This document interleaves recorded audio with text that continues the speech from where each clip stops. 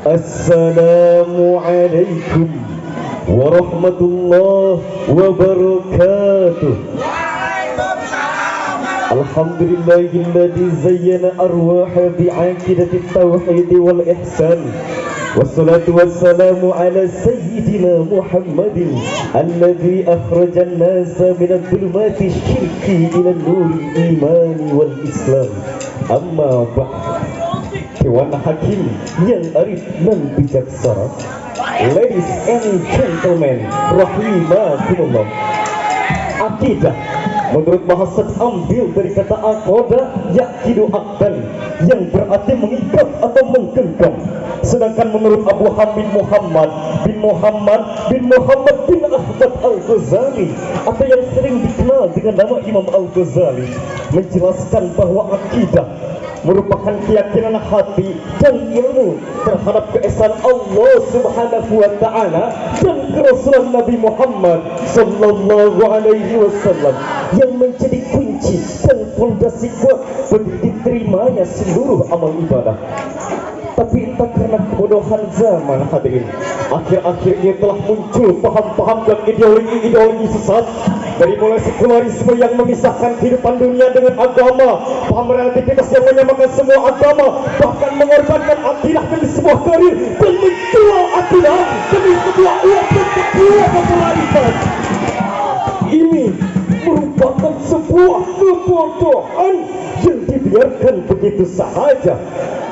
Maka dari itu, hadirin, untuk menjawab semua keresahan tersebut pada malam hari yang indah ini, yang disaksikan oleh seluruh santri dan seluruh bidadari Matba'ul Falah ini, izinkan saya untuk menjawabnya dengan sebuah tema, menjaga akidah dengan meneladani sang uswah hasanah.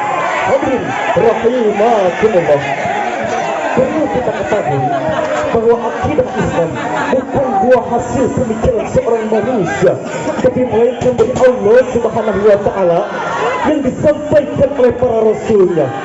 Maka kalau seorang manusia berakidah tanpa tuntunan, ia akan menafsirkan akidah dan keimanan menurut hawa nafsunya dan logikanya yang terbatas. Lalu siapakah teladan dan tuntunan tersebut?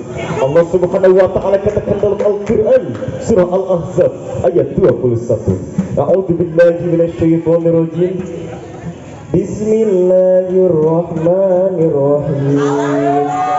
Laqad kana lakum fi rasulillahi uswatun hasanah liman kana yarjullaha wal yawmal akhir wa dzakarallaha katsira.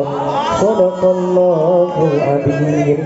Imam Al-Qurtubi dalam tafsir Al-Qurtubi jilid 14 halaman 123 menjelaskan bahwa makna uswatun hasanah dalam kalimat tersebut merupakan qudwah kamiliyah, yang berarti contoh yang sempurna dalam segala aspek kehidupan. Maka Nabi Muhammad sallallahu alaihi wasallam sebagai seorang suri tauladan, ia bukan hanya menjadi uswah dalam akhlak dan perilaku sahaja, tapi melainkan merupakan seorang uswah hasanah juga dalam menjaga akidah. Lalu terbesit di benak kita, bagaimana Nabi menjaga akidahnya. 13 tahun Nabi di Makkah menjaga akidahnya dan menjaga akidah para sahabatnya. Lihatlah ujian berat di Makkah, dari mulai disiksa, diolok-olok, diusir, hingga hampir dibunuh karena membela akidah la ilaha illallah Muhammad Rasulullah. Bila diterobak ditindih batu di tengah padang pasir, keluarga Yasir disiksa hingga syahid. Semua penyiksaan itu terjadi karena mereka hanya mengatakan Allahu Ahad, Allahu Ahad. Tapi apakah dengan semua penganiayaan dan kekerasan tersebut, apakah Nabi katakan untuk berhenti dan meninggalkan akidahnya? Tidak. Justru Nabi katakan, Kul inna salati wa nusuki wa mahyaya wa mamati lillahi rabbil alamin Katakanlah sesungguhnya salatku, ibadahku, hidupku, matiku hanya untuk Allah, Tuhan semesta alam.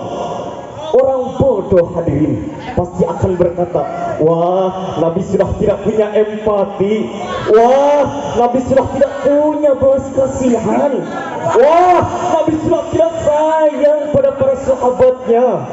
Justru karena Nabi sayang hadirin, ia sedang mencontohkan, memberikan teladan bagaimana menjaga akidah dengan sebuah keteguhan dan juga keberanian.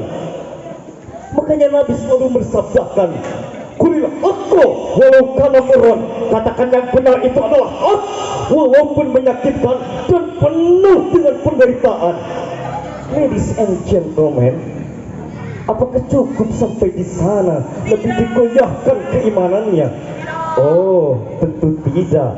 Masih ada hadirin cara yang lebih halus. Dalam salah satu riwayat dari Ibnu Hisham diceritakan Nabi ditawari dengan harta, tahta, bahkan seorang wanita agar Nabi berhenti berdakwah dan menyembah Tuhan mereka.